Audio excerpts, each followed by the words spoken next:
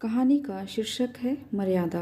श्रेया, तुम कैसे पापा के छोटे छोटे कामों को भूल जाती हो? राहुल ने कहा तो श्रेया फ्रिज से बोतल निकाली और गिलास उनके कमरे में रखने गई। टेबल पर रखते हुए बोली, पापा जी, पानी यहाँ रख दिया है। अरे श्रेया, यहाँ मेरे बेड के पास रखो। जैसे ही श्रेया आई, ससुर जी ने उसके हाथों को स्पर्श करते हुए बोतल पकड़ा। घबराहट के कारण बोतल श्रेया के हाथों से छूट गई। श्रेया भागकर अपने कमरे में चली गई। ये पहली बार नहीं था। ससुर जी इस तरह की हरकतें कई बार कर चुके थे। ससुर जी सेवानिवृत्त थे, सो दिन भर घर पर ही रहा करते। सासू माँ थी नहीं, इसलिए श्रेया को ही ससुर जी के छोटे मोटे काम करने पड़ते।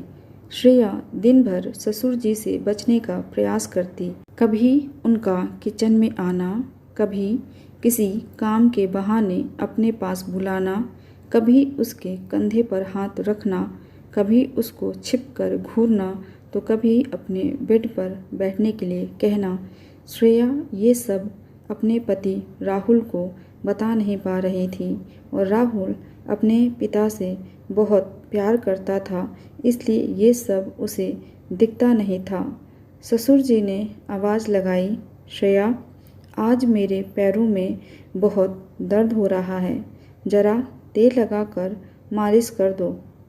अब श्रेया को समझ नहीं आ रहा था क्या करे, उनके कमरे में जाने से कैसे बचे। राहुल भी घर पर नहीं था। श्रेया को ही जाना पड़ा। थोड़ा ऊपर मालिश करो, थोड़ा और ऊपर, ससुर जी बोलते ही जा रहे थे और श्रेया विरोध नहीं कर पा रही थी कि तभी ससुर जी ने श्रेया का हाथ पकड़ लिया और कहा, तुम कर नहीं पा रही, मैं बताता हूँ कैसे करते हैं मालिश। श्रेया का शरीर कांपने लगा। उसने जल्दी से अपना हाथ छुड़ाया। इतने में वहाँ राहुल आ गया। अच्छा हुआ बेटा तू आ गया, मैं तुझसे ही कहने वाला था कि मेरे पैरों में दर्द है, थोड़ी मालिश कर दे। हाँ हाँ पापा, क्यों नहीं, अभी करता हूँ। मालिश करने के बाद जैसे ही राहुल कमरे में आया, श्रेया ने कहा, देखो राहुल, ऐसे काम मैं नहीं कर सकती, तुम ही किया करो, मुझे अच्छा नहीं लगता। इसमें बुरा लगने वाली क्या बात है, तुम्हारे भी तो पापा हैं, अगर कर दोगी तो क्या हो जाएगा, राहुल ने कहा। श्रेया कुछ न बोल सकी। ससुर जी की हिम्मत दिन ब दिन बढ़ती ही जा रही थी। श्रेया पूरी चौकन्नी रहती। उसे समझ नहीं आ रहा था कि अपनी बेटी जैसी बहू से कोई ऐसी हिम्मत कैसे कर सकता है। श्रेया, ज़रा मेरे कमरे में आना, पापा ने आवाज़ लगाई। श्रेया ने किचन से ही कहा, क्या काम है बताइए। उनके कमरे में न जाने का बहाना बनाते हुए कहा, जाने दो, मैंने कर लिया, पापा ने श्रेया से कहा। श्रेया दोपहर में 2 घंटे की झपकी लेती थी, सो आज भी उसने अपने कमरे के दरवाजे को बंद किया और सो गई। सोते हुए उसे ऐसा लगा कि कोई उसके बगल में लेटा है और उसे स्पर्श कर रहा है। राहुल?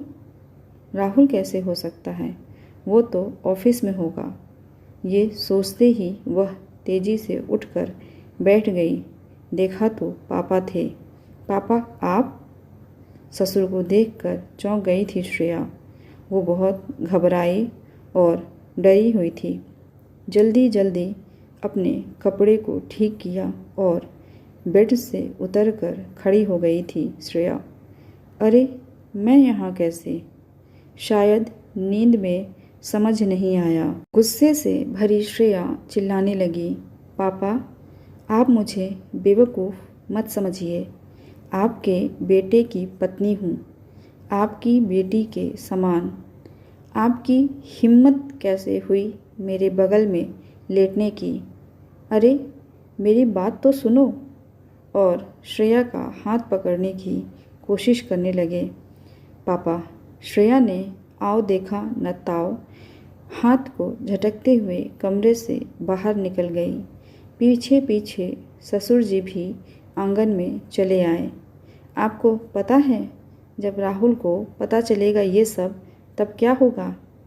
आपने तो सारी हदें पार कर दी। अपने पुत्र वधू को छूने का प्रयास किया, उसकी इज्जत खराब करने की कोशिश की।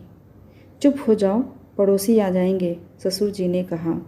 तभी दरवाज़ा खुला। सामने राहुल को देखकर श्रेया उससे लिपटकर रोने लगी।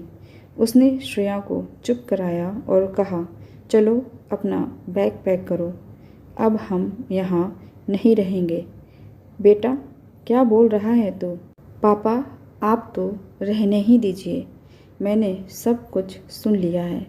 मुझे शर्म आ रही है कि आप मेरे पिता हैं। राहुल ने गाड़ी बुलाया, अपने बैग रखे और चल दिया। ससुर जी सिर्फ देखते ही रह गए। कैसी लगी आपको ये कहानी? कमेंट करके ज़रूर बताइएगा। ऐसी ही कहानियाँ सुनने के लिए चैनल को सब्सक्राइब कर लीजिए। मिलते हैं अगली कहानी के साथ। धन्यवाद।